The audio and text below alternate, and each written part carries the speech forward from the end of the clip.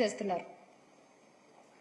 లోకేష్ పై fake news factory వాళ్ళు, Telugu Desam party కార్యకర్తలు, అమెరికాలో ఉండేటువంటి తెలుగుదేశం పార్టీ అభిమానులు, కొన్ని అయితే అఫీషియల్ తెలుగుదేశం పార్టీ హ్యాండిల్స్ నుంచే అసభ్యకరమైన మెసేజ్లు.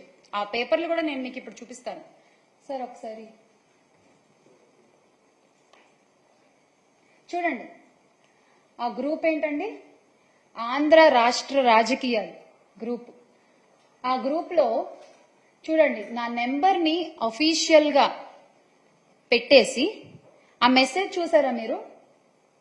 నేను నా నోటితో చదవలేను. ముంజని తగులుకోండి, బ్లడ్ దారలు కట్టాలా, చెవుల్లోంచి వేరేగా అనుకోవద్దు అంట. ఏంటండి అసలు ఆ పదజాలం? ఏంటండి ఆ మాటలు? ఇలాగా మీరు మాట్లాడుకునేది మీ గ్రూపుల్లో, మీ తెలుగుదేశం పార్టీ గ్రూపుల్లో మీరు మాట్లాడుకునేటువంటి భాష ఇలా ఉంటుందా? నాకు తెలీదు ఇప్పటిదాకా. ఇక తర్వాత చూడండి, ఆ రోజు నుంచి నాకు వచ్చేటువంటి మిస్ కాల్స్ అన్నమాట ఇవి. ఇంకెత్తడం మానేసా నేను అసలు. ఎన్ని కాల్స్ రోజుకి తక్కువలో తక్కువ 900 కాల్స్ అండి. అది తక్కువ. ఈ ఐకమత్యం చక్కగా నేరాలు చేసిన వాళ్ళని పట్టుకోవడంలో చూపించుంటే ఒక్క అమ్మాయి కూడా బలయ్యేది కాదు, ఒక్క తల్లికి కూడా కడుపుకోతుండేది కాదు. నిజంగా నాకు అనిపించింది, నేను మాట్లాడుతున్నా ఇవాళ. అలాగే చూడండి, అక్కడ మీరు చదవచ్చు, టెక్స్ట్ మెసేజ్లు అన్నమాట అవి. నాకు ఫోన్ ఎత్తవే, ఇంకా సైలెంట్ లో పెట్టేస్తాం కదా, ఫోన్ ఎత్తవే అంటూ మెసేజ్లు. ఇటుపక్క చూస్తే అసలు ఎవరో కూడా తెలియదు. మళ్ళీ అడ్వకేట్ అంట ఆయన, అదిగో చూడండి, జగదీష్ అడ్వకేట్ అంట. ఆ నెంబర్ కూడా చూడొచ్చు మీరు అక్కడ, 9441950333. డబ్బులు ఎంత తీసుకున్నావు, what happen to the amount, ఇది వాళ్ళు మాట్లాడేది. సార్ నెక్స్ట్ స్లైడ్కి వెళ్దాం ప్లీజ్. సో చూడండి ఆ మెసేజ్ చూడండి ఒకసారి. అసలు నా భర్త గురించి మాట్లాడే హక్కు మీకు ఎవరిచ్చారు? నా ఫ్యామిలీ గురించి మాట్లాడే హక్కు మీకు ఎవరిచ్చారు? అంటే ఇంకా మీరు ఎంత వరకు వెళ్తారో అంతవరకు. ఎండ్ అనేది ఏముండదా మీకు అసలు? ఇంకా ఎడ్జ్ అనే పాయింట్ ఏముండదా మీకు? ఇంకా నోటికి ఎంత వస్తే అంత మాట్లాడడమేనా అసలు? నేను ఇక్కడ చాలా క్లియర్ గా నెంబర్స్ కూడా చెప్తున్నా చూడండి. ఈ నెంబర్ కూడా మీరు చూడొచ్చు, 9966929946. ఆ భాష చూసారా మీరు? ఇది చూడండి, పైసా శ్యామల ఎందుకు ఇలా మాట్లాడుతున్నావు, నీకెందుకు రాజకీయాలు, డూప్లికేట్ దానా, నాకెందుకు రాజకీయాలా? అవునా, తెలుస్తుంది ఎందుకో మీకు త్వరలో. కొంచెం జ్ఞానంతో ఆలోచించు, నువ్వేంటో 100 మందికి తెలుసు. మీ హోటల్ సీక్రెట్, ఓటమి ప్రభుత్వం వచ్చి 4వ నెల. అసలు ఏం మాట్లాడుతున్నారు? వాళ్ళు పెట్టేదానికి వాళ్ళకే ఒక్కోసారి నాకు అనిపిస్తుంది అసలు. అంటే ఇంకా అర్థం చేసుకునే వాళ్ళకైతే ఏమైనా చెప్పొచ్చు, ఇలాంటి వాళ్ళకి మనం ఏం మాట్లాడతాం చెప్పండి? ఇవి వాళ్ళు పెట్టే మెసేజ్లు. నాకు ఒక అఫీషియల్ హ్యాండిల్ ఉంది ట్విట్టర్ లో, జేపీఆర్ యువగళం.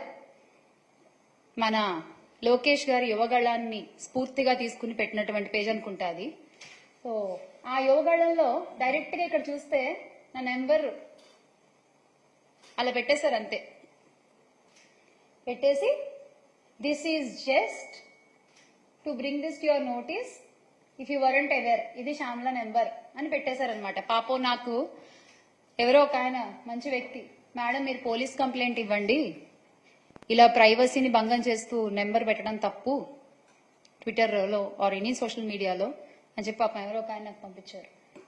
ఇంకా అటుపక్క కూడా మీరు చూస్తే ఎన్ని మెసేజ్లు, ఆ నెంబర్స్ కూడా. I really want to show the numbers. ఆ నెంబర్స్ ఏంటి? ఎస్, మీరు మీ రెడ్ బుక్ లో ఏం రాస్తున్నారో నాకు తెలియదు, కానీ మీరు చేసేవన్నీ, రాష్ట్రంలో జరుగుతున్నవన్నీ ప్రజలు చూస్తున్నారు, దేవుడు చూస్తున్నాడు, దేవుడు రాస్తున్నాడు, ప్రజలు కూడా రాసుకుంటున్నారు. మీకు అన్నిటికీ సమాధానం చాలా త్వరలోనే దొరుకుతుంది.